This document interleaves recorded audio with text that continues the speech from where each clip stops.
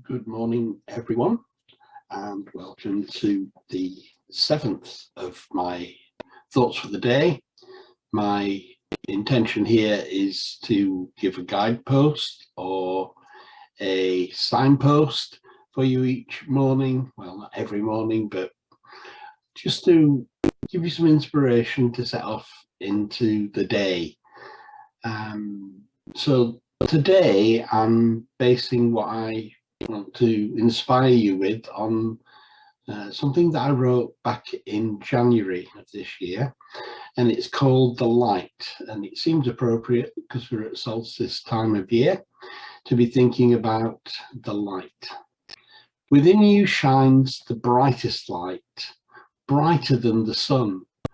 Dim your candle not, let it shine on everyone. See the darkness in another's soul, their illumination you can be, and when your light is dim, they will help to make you see. Each little light must shine, there's no reason to hold back. I'll shine my light, and you'll shine yours, then radiant is our path. Shine with power of 10 million suns. Let your light shine on a hill. Don't hide your lamp in the darkness. Instead, let it time space fill. Didn't read that quite as well as I'd like to have done. Probably if you want to hear it read, read till the end. I always read the source of my inspiration at the end, as you probably know if you've seen these before. So solstice and the darkest day of the year is the day that I decided to bring the light, my poem, my inspirational writing, The Light, to the attention of those who are watching these. And my grandson Tyler was born on solstice, and last year I think it was, for the first time I told him, I reminded him of it this year, said you came at the darkest point of the year, and I want to thank you for shining your light. In Sunday school we used to be singing a little chorus, this little light of mine, I'm going to let it shine. So we've all got some shining to do. In fact, I've got an old autograph book here that from 1967, I think this autograph is, and someone had written in it something that seemed appropriate. It says, do what you can by being what you are. Shine as a glowworm if you can't as a star. Work as a pulley if you can't as a crane. Be a wheel greaser if you can't drive the train. We all have our part to play. We're all here in the metaphoric language of that poem to shine our light as a glowworm if we can't as a star. And this little light, I'm going to let it shine. So what I'd like to remind you of is human body, your human body, my human body. It's made up of carbon that was formed in a star, probably the sun, more than likely, our nearest star. We are stardust. We're golden, as Joni Mitchell said in the song Woodstock. And we can shine brighter than the sun. We're not supposed to dim our candles. People do, though.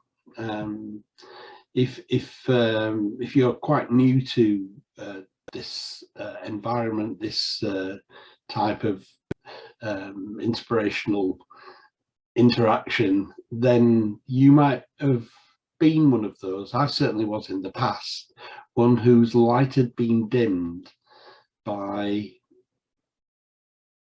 peer pressure, societal pressure. And when you realize that you're just following the crowd because you're trying to fit in, and you were meant to stand out, then you know you've got to shine your light. And when you do see that someone else isn't shining as brightly as maybe they could, it's not for you to go and challenge them and give them what for. You're not shining brightly enough, something wrong with you. It's just like I'm doing here and now, just gently to help them to come to that point where they can shine their light. Maybe they need some help to be daring enough to stick their head above the precipice and parapet, not the precipice, parapet, and let the light shine. Because the trouble is, when you do let it shine, those who don't like the light, they'll shoot at it, and it's not a pleasant experience, but you get used to it. So yeah, and don't be overly sad, angry, upset when somebody brings some illumination to your life or to mine. Allow them to shine their light for you when you go a bit dim. I'm not deliberately dim, but sometimes I don't quite catch it. We're all the same, aren't we? We don't quite understand what's being said, and we need someone not to judge us, but to explain what it is that we've misunderstood. So there's a dark world. We often say, don't we, at funerals, a light's gone out. Now, the world's a darker place because this person's no longer in it.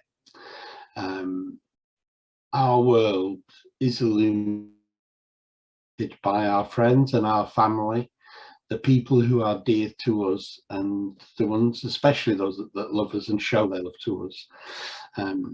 So we have to shine. We mustn't hold back from shining. And if you shine your light and I shine my light, then we can see where we're going. So here's the challenge.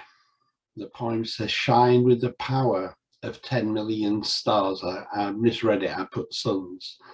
Shine with the power of 10 million stars.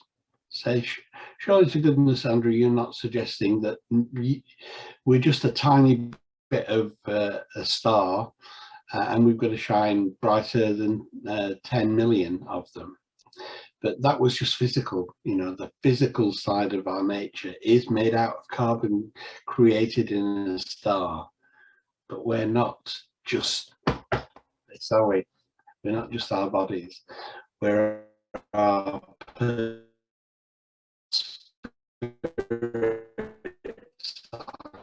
consciousness. And that consciousness is I call it the oneness, the isness, and we're part of that, and we can be someone who is a conduit for that light, and we can shine extremely brightly. And there are individuals who have lived in our world, in our society, whose names are remembered after they've gone, as giant lights. And that's the challenge for each one of us, to be to shine our light, like for example, Martin Luther King. Martin Luther King, he said, I have a dream that one day my children will not be judged by the color of their skin, but the content of their character. And as soon as he said it, from that moment on, there was no longer any excuse in humanity to be racist anymore. How is that person treating you? What kind of trail of love instead of destruction is behind them. You know, if you go and talk to the friends, the wake of the boat behind their life's journey, what kind of person is that? Judge them by that. Don't judge them by what colour their skin is. And we can shine our light that bright so that something gets remembered forever, and changes the way that humanity acts and thinks. So that's the challenge, is to be a bright, shining light. And I think personally that you can't shine a bright light by doing anything else other than by loving people. Out of, how do you express light? How do you shine your light, Andrew? Through love. That's the only way to do it. And you can't do it through fear, resentment, hatred. It don't work that way. The only way that you can shine your light is by showing love to the people in your life, to the environment in which you live, respecting nature, and so on. So there is darkness at this time of year, and there's much more need for bright lights to shine. And the great thing about being in the darkness isn't actually a thing, you know. It's the darkness is the absence of light. So when we shine our light, every bit of darkness disappears. It doesn't matter how tiny that light is. It makes a very big impact on the darkness around us.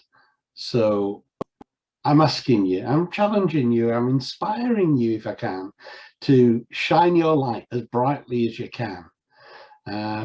And I'm going to read my poem again, and then I'm going to end this broadcast. This is called The Light. Within you shines the brightest light, brighter than the sun. Dim your candle not, let it shine on everyone. See the darkness in another's soul, their illumination you can be.